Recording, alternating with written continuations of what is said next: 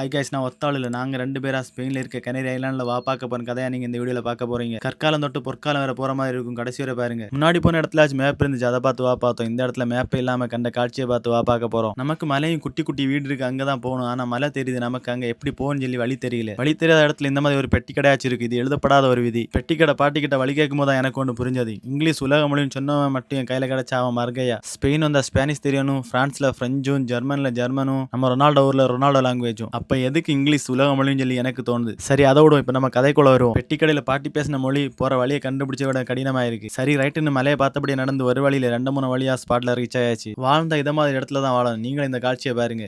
அப்படியே ஒரு சிட்டிங்கை போட்டாச்சு. அப்படியே கொஞ்ச நேரம் இயற்கையை ரசிச்சாச்சு. கற்காலம் பார்த்தாச்சு. இப்போ பொற்காலம் பார்க்க போலாமா? அதுக்கு நாங்க வந்த இடம் தான் ஸ்பெயினோட ஃப்ரீ மிலிட்டரி மியூசியம். பிரிட்டிஷ்கார ஸ்பெயினை எப்படி சுத்து போட்டான் அந்த கதை. அப்படியே சுத்து வந்தா பண்டு போர்ல யூஸ் பண்ண கை துப்பாக்கி, கை குண்டும், பிரிட்டிஷ்காரனோட உண்மையான கொடியும், பண்டு போர்ல யூஸ் பண்ண நிறைய சம்பவங்களும் பார்க்க அது பாட்டுக்கு போயிட்டே இருக்கு. அப்படியே வாப்பாத்து கடைசியில வந்து நின்ன இடம் தான் இந்த சிறைசாலை. ஸ்பானிஷ் வரலாறோட நம்ம என்னத்த நாள் முடிவுக்கு வருகிறது.